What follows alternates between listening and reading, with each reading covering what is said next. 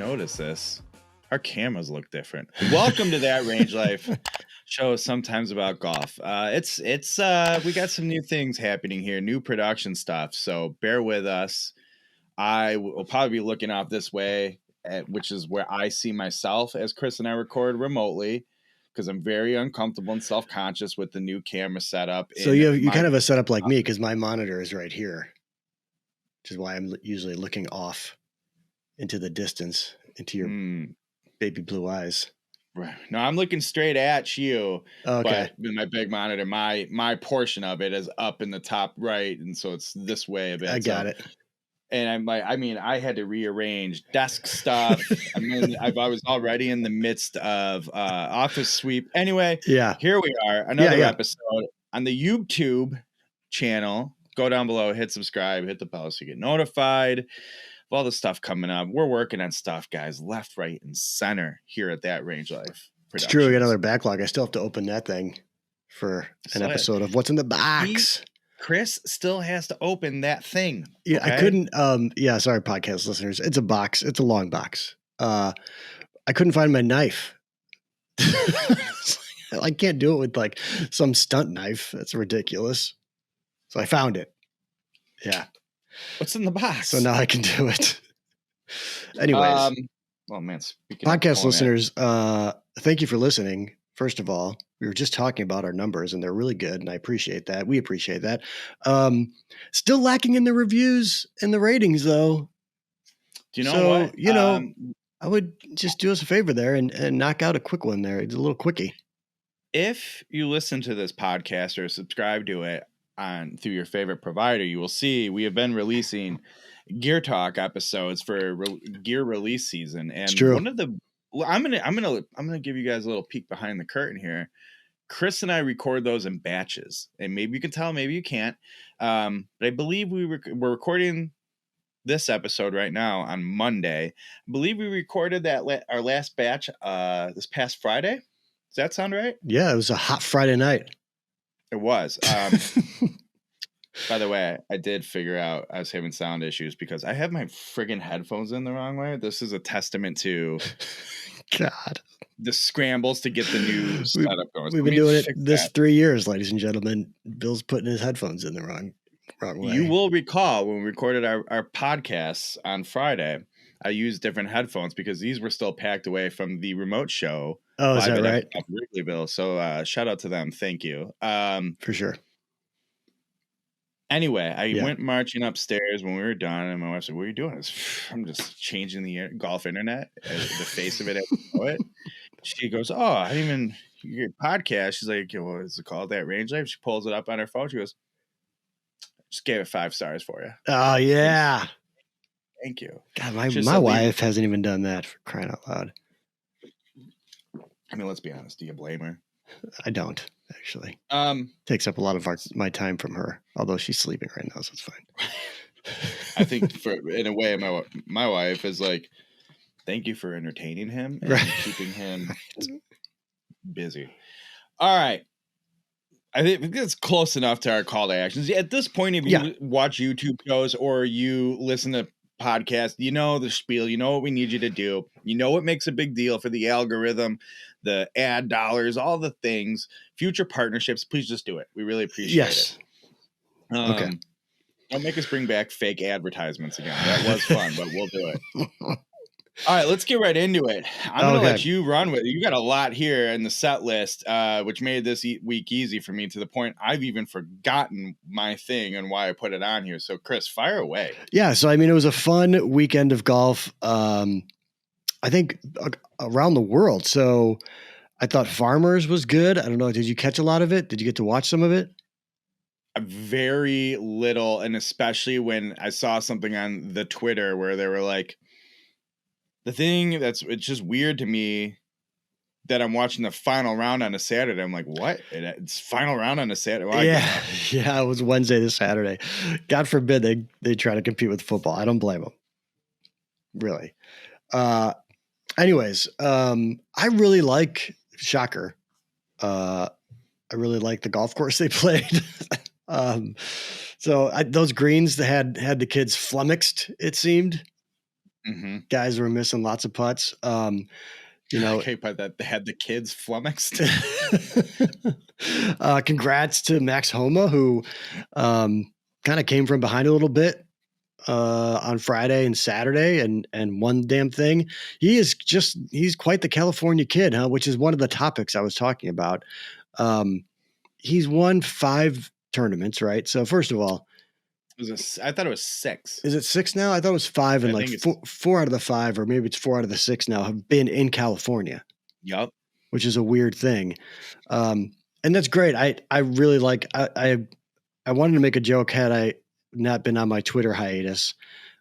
Still, is Max Homa winning so much and being such a great and successful golfer, making him less approachable or less, what's the word I'm looking for? Like, his shtick, he's kind of just like a dude, right? Like he's just like a guy. Humanized. Yeah, relatable. That's the word. Is he less relatable now because he keeps winning tournaments and he's like, now you're just this great golfer. That has been actually one of the topics of conversation, which I don't pick up from golf Twitter. I pick that up from the my normal Twitter account. Mm-hmm. One of the headlines I saw was from roasting swings to winning tournaments. Right. And then it was sort of about how basically he had to figure out, like, I'm not supposed to be Tiger. I'm not supposed to be Rory. But I'm still a good competitive golfer. And in short was take yourself a little more serious and give yourself a little more credit, and saying like you need to maybe be less of a goofball, more of the like killer competitor you were as a kid, and a little more cutthroat. So yeah, but the impression I got from reading is like knowing when to turn it on and off, and I don't know. So I'm sure I don't feel like a guy like him all of a sudden becomes unapproachable. Well, I don't know. One of the things I read said like actually he is kind of unapproachable and he isn't all smiles and jokes and stuff. Right. I don't know. I'm just wondering, like, is he no longer a common man because he's winning golf tournaments all over the place? Well, all over California, apparently. Yeah. I think Adam Unfiltered sent a text saying that he was going to be like minus 100 on the betting line when they play. What is it? Is it the U.S. Open or the PGA? It's at L.A. Country Club. And like all that dude wins is California golf tournament. And specifically, he won a tournament. He did like in NCAA right at LA Country Club. Yeah, he did. His shot. I don't know if you caught it on Saturday. If you can try to find it, viewers or listeners, and Bill, the par 3 16th. I think it's a 230-yard par 3. Of course, yeah. Took a 4-iron at it, and he hit a fade. And if you hit a fade on that hole, you're basically going over the bunkers that protect the left side of the green. So he's up a shot maybe. It was a ballsy shot, but man, did he execute it. That was it. I mean, he birdied that hole, and that was the tournament. It was so good. Such a great shot. Just incredible. So yeah, that was fun. And the Saudi tournament was fun to watch too. We had it wasn't Saudi. It was in Abu Dhabi. Sorry. Fair. Or Dubai or something like that. Yeah, Dubai. That's what I meant, Dubai. We had the tee flick gate with Pat Reed flicking a tee at Rory. Can I interrupt you for this real quick? Right, sure. This specifically. So I was going to put this in the notes to just be like, okay, Jesus Christ, are these guys really supposed to be best pals? And like, then everybody else has had their comments on this, so why can't we? But then by the end of it, when it got to golf, thank God you're on the Twitter hiatus, because as I'm sure you can imagine, what a place to be for this. I can only imagine for sure. And he like goes up and he's, first off, it's like well documented that nobody on tour likes him. Zero. They haven't liked the guy well before he left the tour. Right. And like, for instance, when he said, "Oh, me and Henrik Stenson are good friends," and Henrik Stenson's like, "I didn't realize we were friends." That's right. That's right. I do remember that. And so there's all that crap, and then so there's just that, and then Rory, I don't remember what he says, and then he does is like, if he's gonna act like a child, I'll treat him like one. It's like What do you mean? Just like no one owes. It's golf. No one owes anybody anything. You don't have to be even cordial and well, it's a gentleman's game. Shut up. They're playing as long as they're playing for a living. It's not a gentleman's game. It's a job. And so Rory doesn't want to be besties with Patrick Reed in any way, shape, or form. Yeah, he can ignore him. He can tell him to fuck off for all we care. It's his place of work. He deserves whatever limits and privacy he wants. That said, then we find out, oh, Rory got subpoenaed on Christmas Eve. He really doesn't even like play a role in the thing he's getting subpoenaed for. And so Rory naturally is like, I'm supposed to be friendly with you in this situation. Right. And then I'm seeing the take, yeah, but guys, at the time of the T-Flick video coming out, none of us knew about the subpoena yet. That came after. I'm like, who cares?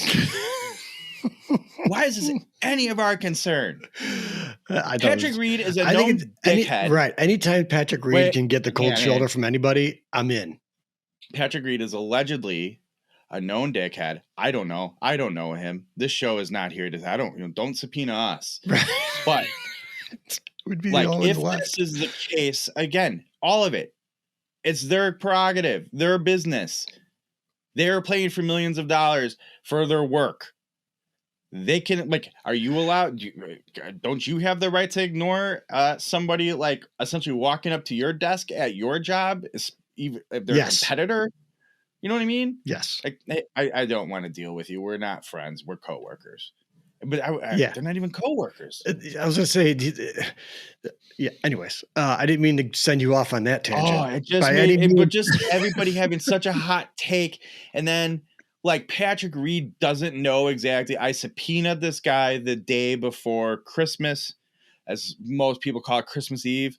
And he's going to act like, what does he think's going to happen? He's a sociopath. Allegedly. Sociopath is putting it light. Yeah. I don't. So that, and that was quote unquote a week ago. Right. Right. Right. And I'm just like, what everybody's like, the thing got beaten into the ground, and to point like, oh boy, a bunch of narcissistic millionaires aren't playing nicely together.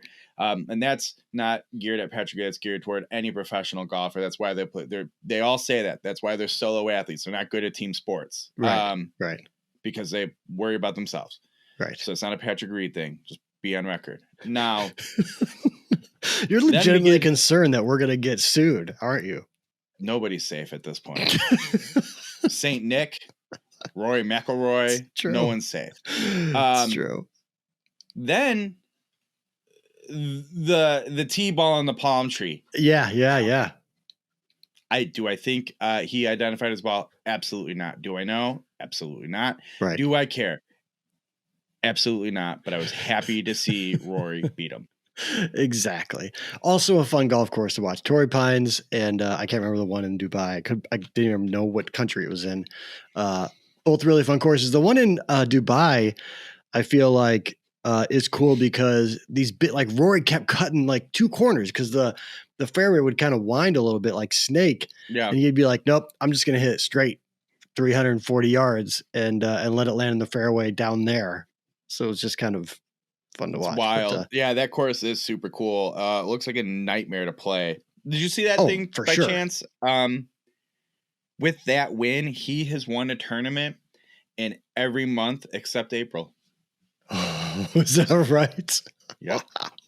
I did not. Do you know what tournaments in April? Do you know what tournaments in April? Yes. That's a fun stat. That's a good one. I like that one. And I do want to say, I think I'm comfortable in saying it. That trophy for that tournament, that giant thing, might be the best trophy in golf. It's a good one. It is a good one. It's huge. Reminds me, we need to have a guest on or something to do a golf trophy draft, non-major golf trophy draft. I think you include the majors. I would say I think that now. I think the major skews people though. Like, well, I guess it depends on the guest. Significance to the game, declare a jug. Not taking right. That's what I mean. Like that's right. That's what I'm saying. It's like, but is it a cool trophy per se? Appearance object? No, it's that Dubai. I'm trying to hold it right like this. Right. Right. I It's mean, what do not you that do? Do you it's not pour? Do Tiger's you, trophy with the weird tiger with the hand on the globe or whatever it is. oh, I like that one a lot. There used to be like the Disney Classic or something. Oh my That God. was an Yeah. Can awesome we go one. back in like any era? Best trophy, any era, top 4 trophies, any era. That'd be a fun one. PGA Tour only though, because the LPGA has some wildly cool trophies too. Correct. Yeah, that's fair. You did not expect this tangent on this show. No, I didn't.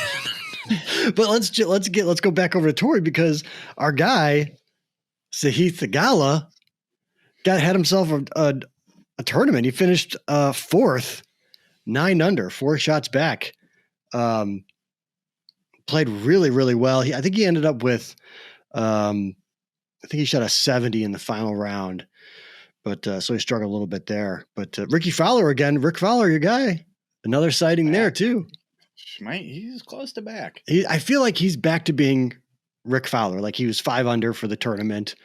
At least relevant, middling golfer. What's that? I said at least like relevant. He belongs on a PGA Tour again. Yeah, we had a Jason Day sighting again, back to back. Jason Day. So Adam asked me this question. I'm going to ask you. How old is Jason Day? Jason Day should be about my age, maybe a little older. 39? 35. 35, okay. Yeah, you weren't far off. I would have said he was like my age. I feel like the guy's been around forever. Yes. And he has all the back issues and everything else. But I miss him being like top of the game. He was fun. He was a good golfer, man. When he had that streak, when he had his phase, boy, oh boy. Yeah. And then his back left him or whatever. He was a version of, I feel like, what Max Homa is now, kind of just like, I don't know. I'm just sort of a guy who ended up being pretty good at golf, right. And he has the Australian accent. Right. Yeah. Awesome. Although I will say, I'm glad we can see him now and not see the little kid running around all the time. Like Dash, I was burnt out. Yeah. I was burnt out on Ash. Yeah. Dash and Cole. Yeah, we get it. We get it. And Cole. Okay, you're a dad. All right. Fine. I want to know what happened with where's Cole these days? Like he got fired off all the Jason Day jobs, but how important Cole was basically to giving Jason Day structure and a father-like figure. Where's Cole? Leave a comment below if you know what Cole and him are. They still have a good relationship. What their life is like. Yeah, leave a comment. I'm sure we got people to know. And then I think one more note I had. One more note I had on, well, I guess 2 questions there. We talked about this real quick. I couldn't help but notice Sam Ryder, who was unfortunately he had himself a bad Sunday, played really, really well up until the back 9 basically, and then he just couldn't find a fairway or a green for that matter. But I noticed his putter shaft it was just like a unique colorway. It jumped out to me, and I thought, I'm best friends with a huge gear nerd. Maybe Bill knows. Do you know the golf shaft that was in his putter?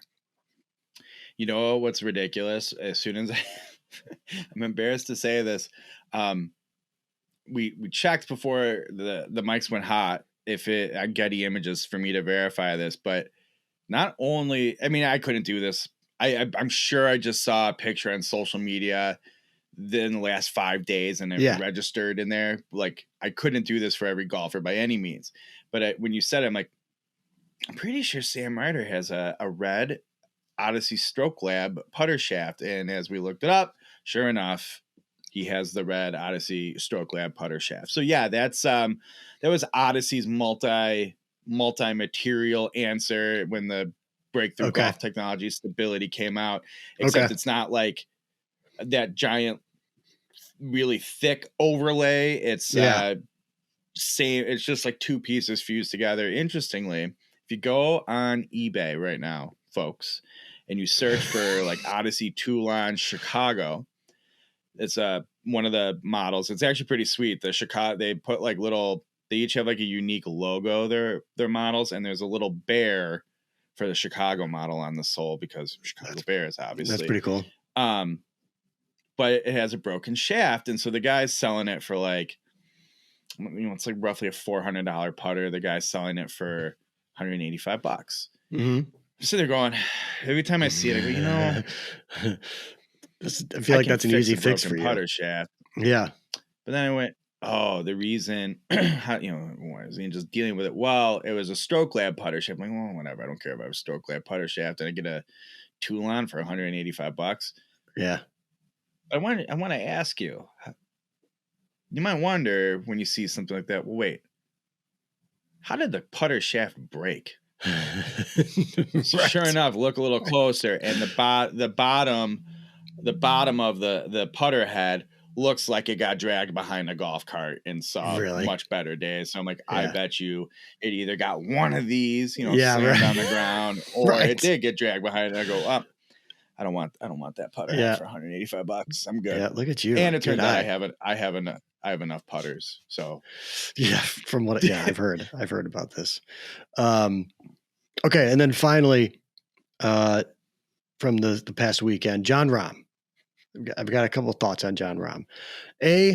While I was watching him this weekend, he's been on a heater, right? Like, guys, I did see one of, again, thanks to the heroes of golf Twitter and golf internet, somebody tweeted, even with a win today, Jon Rahm will lose his number one ranking.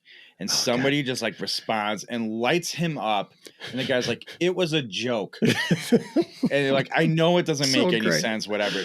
Thank you for correcting this for me. It's so great. The obsession over I don't get any of that. I don't understand the obsession with that's the not how it works. I don't understand it. It's really fun to watch Jon Rahm when he is red hot. Right? Like when he is just hitting every shot, making putts, wedge it, the whole thing. It's something to take, right? Something to behold. What's more fun, Bill? When Jon Rahm is playing his third tournament in a row, he's tired, he's crabby, he's playing like garbage, and you're just waiting for him to lose it. Like you can see him seething. That was this weekend. We just got to watch, and you're just waiting to see the meltdown. Like it's coming. This dude is going to lose it. He's got that hot head, and it was just edge of your seat entertainment. Like I thought for sure. He's not a little guy. What's that? He's not a little guy. I feel like when Sergio loses mind, it's like, oh, that's cute. Jon Rahm loses his mind, like. He's gonna go and pull you over. He's gonna twist your head off and then throw it into the water. Yeah, I think he gave one fan like some kind of evil eye. I don't know what they said. If they said like get in the hole early or something, but he was mad at somebody, or he was just looking for a reason, But I was like, man, this guy, he's just crazy. But here's the other thing about Jon Rahm, and this is like a legit question for you. Okay, so the announcer. I guess I had a note about that too. I did have a lot of notes about this weekend. Boy, one of them said something to the effect of when Jon Rahm, when his game is at the height of his game, when he's playing the very, very best that he can play through the bag, he's the best golfer in the world. Yeah. Okay, fine. But so my question to you is, there's one tournament this year, just pick a tournament, right? On this specific tournament, every golfer in the field, call it the Masters, every golfer in the field plays the best golf they can possibly play, right? So all of them play their absolute best. So where you're going with this is like, that is my favorite part about it when people do that, because there's been it's funny we brought up Jason Day because I feel like it was really prevalent. And it's definitely a post-Tiger thing, but Jason Day, they do a lot of, when he's playing his best, Right. Yeah, well, when any of them are playing their best, I feel like it cancels it out pretty evenly. Like, they're just all like they're all as good as Tiger when they're playing their best. The difference is Tiger was that way every goddamn weekend. Right. So same thing, like if Rory, Dustin, Rahm, whatever list are at their best at one time, it's going to be awesome. And it's going to be super competitive golf. But I'm assuming your question now is, if they're all playing at their best, they're all cylinders, full cylinders, whatever, you know, at one time, who comes out ahead? Right. Who wins the tournament? And let's just say, like, well, this game's better suited for this. Like, just equalize all of it into something. Who's best is the best. Right. Man. I have to say, I guess crazy? at this point, let's just say we're going to exclude Tiger. Okay, because yeah, right. I think, and I can't wait to like text you at 1 a.m. when I wake up to like take a pee and can't fall back asleep and be like, nah, I changed my mind. Right. But as of this minute, as we're recording, I feel like it's Rory. That's my answer too. That's my answer too. My first gut reaction is, I don't know, like circa 2016 U.S. Open, Dustin Johnson, and that window time, it was clear like when Dustin's at his best, there's nobody better. But he didn't. Well, he was solid with putting. He was okay at putting. I'd say solid with his wedges.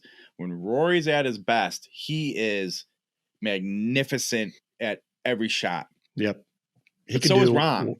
I agree. I think Rahm is I don't think that statement is sort of generic and kind of whatever it was. I think Rahm probably gives him a run. I do too. I feel like Rory has can get a little more artsy than Rahm can get. Right. I mean, Rahm has your fade. He's got that fade. He's kind of like Dustin Johnson when you were talking about at Dustin Johnson's height. He would hit these beautiful fades, right? Like 320, and then he'd wedge in. And that's kind of Rahm's game. Rahm just has that fade that he can rely on over and over and over again, and that's what he does. But yeah, I think Rory can shape better. I think he has better touch overall.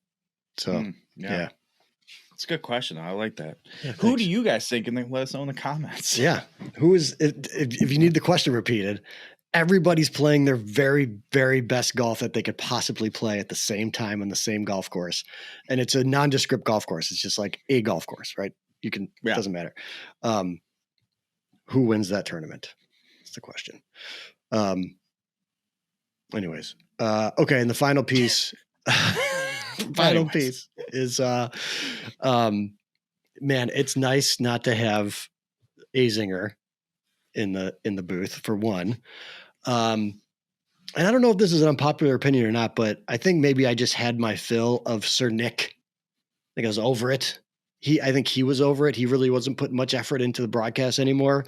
Which almost made me kind of appreciate it more. Because I'm like, oh, I love that he's just clear. I'm over it. Right. Trevor Immelman, though, was just an absolute breath of fresh air on the CBS broadcast. He was lighthearted. He made fun of himself. He told some stories.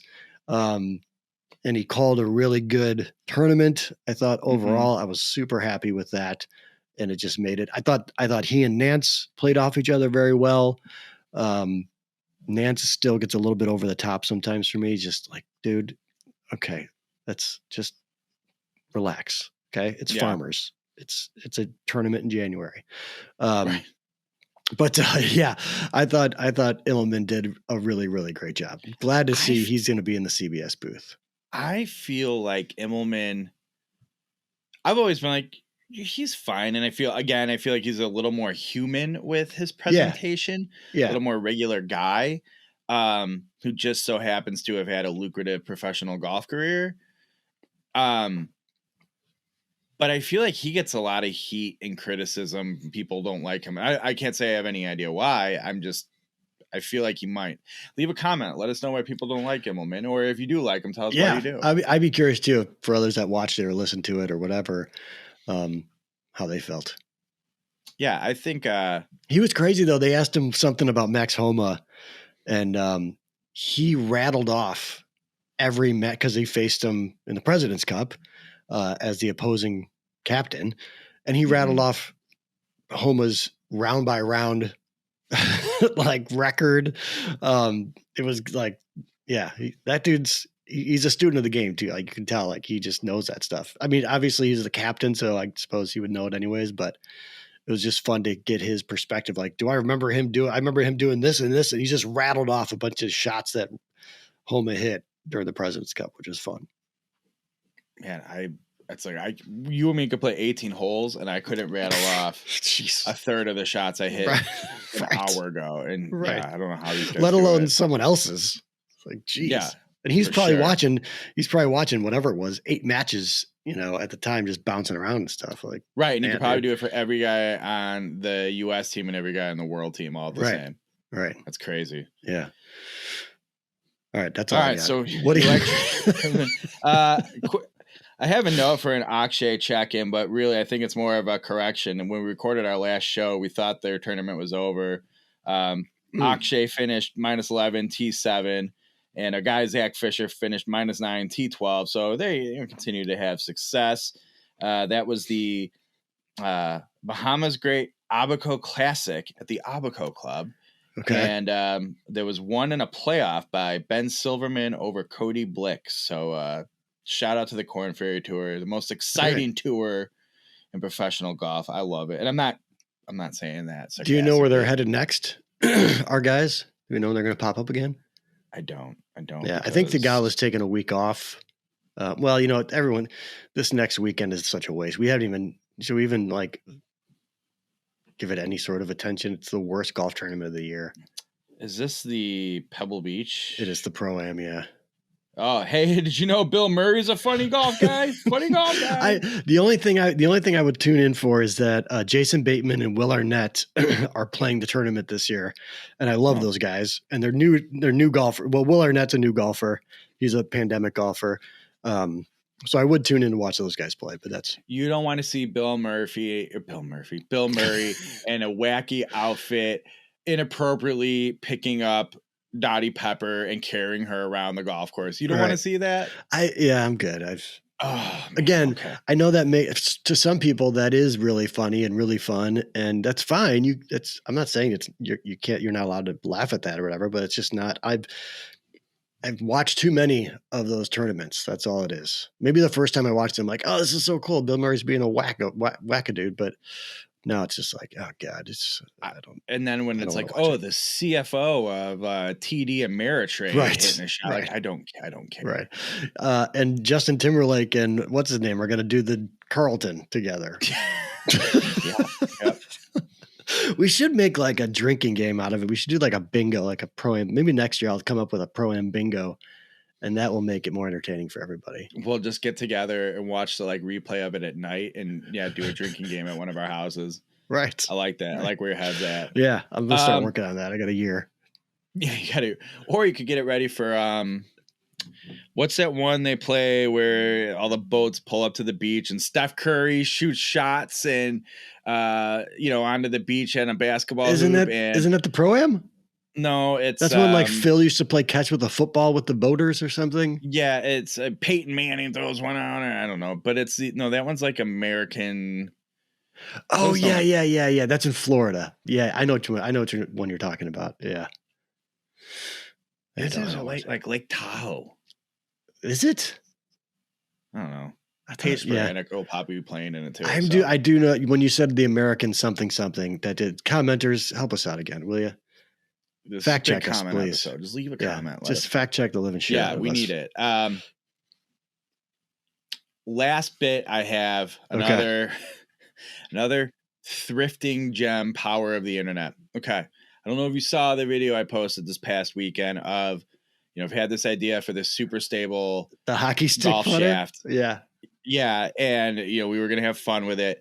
Man, first the amount of people that took me to task for being such an idiot that I didn't know these two companies are already doing it, Chris. I'm like, the point isn't to buy one that somebody's already making. No, right. It's like the silliness of the Rube Goldberg machine is the bit. That's the bit. That's people that just don't know you.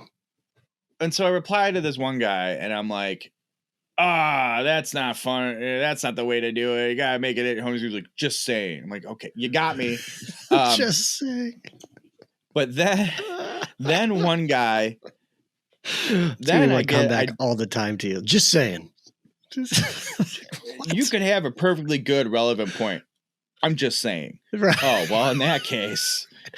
Anytime you want to say it'll be fun, I'm just going to go, just saying. Because I feel like that's how you said, well, it's more fun to do it yourself. And the guy goes, just saying.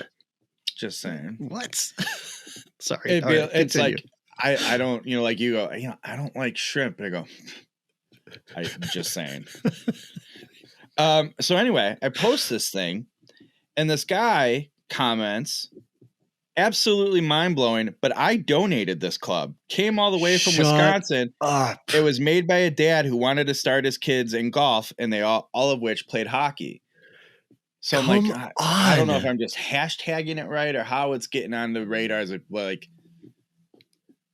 I saw this thing at a freaking Goodwill and made a funny video of. That's funny. Incredible. As that is, man. There's something there. Something's happening here. You're like connecting with people through old gear somehow. Yeah, it's just wild fun.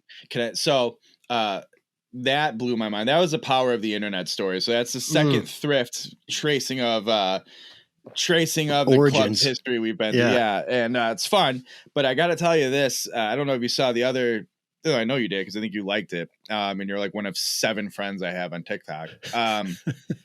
It might be the only person I follow that I actually know.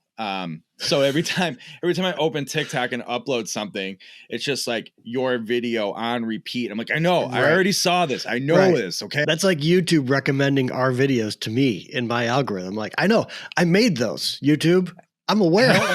I swear to God, I don't want to watch it one more time. Okay. Right. But so, I posted a video from yesterday. So Liam, sure, we'll go out Goodwill, and we decided we're going to go on an adventure and see some new places. Went to a whole bunch of them. And, I found some pretty cool, I'm told rare partial set vintage McGregor's, really nice 2 through 9, Powerbuilt citation set, missing the 7-iron, which I'll track down at some point. Just that's pretty fun. Yeah, super cool.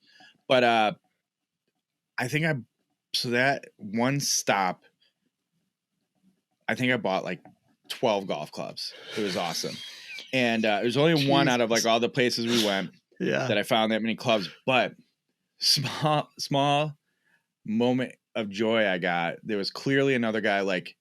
Him and his wife were like thrift resellers. They were targeting stuff. This guy was in the golf section before me and clearly had a process.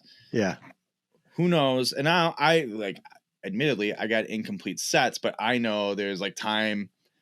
If I just put a little time into it, there's some value in these. It's not an immediate resale thing, but they're more of a projects and commitment to old vintage golf gear. Sure. So of course, this guy could just not be what he's into. So that's why he left him. But this guy identified like what looked to be a complete new set, newer set, I should say. Hey, it's funny. I later saw the same club at another Goodwill, and there weren't anything special. But he got them all together and like scurried off with them. Really? Like, he found them. But I keep diligently looking and start finding all these things. You could tell he just was sort of like, oh, I'm just happening to walk by, doing one of these when he walks by. Yeah. Right. And each time he comes by, like now my handful's like this. He's trying to peek at what you've got. Yeah. Well, and this guy's like, I could just like feel it coming out of his brain. I was just there. What is he finding? Yeah. What was still there? So I'm like, I picked these out around the guy. He missed out on all the stuff. Got him. So, I was pretty happy with my, my club finds. Pretty good day of Goodwilling. And last stop, young Liam spots like buried, because you can like see up through the bottom of this stuffed animal thing. You use this one Beanie Baby he's been looking for to complete a set. Shut up. He's like, Dad, there, look, it's there. And I'm like, all right, I'll reach and I'll start digging out to get it for you because I'm taller and can reach. And as I'm doing it, I find find another one probably from like 1995 with the tag still on it. You know, tag's a little beat up, whatever, blah, blah, blah. He's jacked. He's like, oh my God, that's a third generation ear tag and a first generation tush tag. I'm like, he's 6. And this is it, you know, I keep telling you guys, he's the crazy soccer moms in the documentaries. It's hilarious. God, yeah. So we buy this. It's, for the record, it's Bumble the Bee, for those of you who know your Beanie Babies, with, like I said, a third generation hang tag and a first generation tush tag, if you really know your Beanie Babies. God. So our day of Goodwilling's up. We come home for dinner. My parents are coming over. You know, whatever. How was your day, guys? Oh, we had fun. Look it up. These 2 Beanie Babies he picked up at the last stop alone are worth more than all of the golf clubs I got combined. Really? In fact, did the math. We're looking at like roughly $150 to $175 between the 2 Beanie Babies. I'm like, this son of a... Man, this kid's got an eye, huh? Wow. It's so weird. That is incredible. I'm feeling myself, man, finding these vintage clubs. I'm like, man, this is going to be good content. I can't wait to play these power builds. And I found these Austads, which I got a whole funny, neat little like kitschy vintage golf TikTok I'll do about those eventually. Meanwhile, Liam's finding the goods from 1995 to, man, I guess she's just really into this like 90s, you know, the 90s return that's taking place right now. Yeah. God. So yeah. Good for him. Maybe we just become next stop when we're over this golf show. We're just gonna be a Beanie Baby show. Yeah. Like QVC just style Beanie. God, the hunt for Beanie Babies. Yeah. You and me doing a weekly Beanie Baby show would be kind of funny. I thought these guys did golf. Yeah, they did. Yep. Now they're talking about their favorite hallmarks in the greater Chicagoland area. Right. We're talking about the third generation tags on the stuffed animal things. Do they still have Hallmark stores? No idea. Hallmark? You remember Hallmark stores? I do. Yeah. There was one in Elgin. When I lived in Elgin, there was a Hallmark store. Just, yeah, you got to get like some interesting little piece of glassware that like a thing, like things remembered, right? They did stuff like that too. Didn't they do some engraving and stuff? I mean, you could buy off the shelf, but yeah. Yeah, I mean, obviously the ornaments. God. Sure. Oh yeah. Shout out Hallmark stores.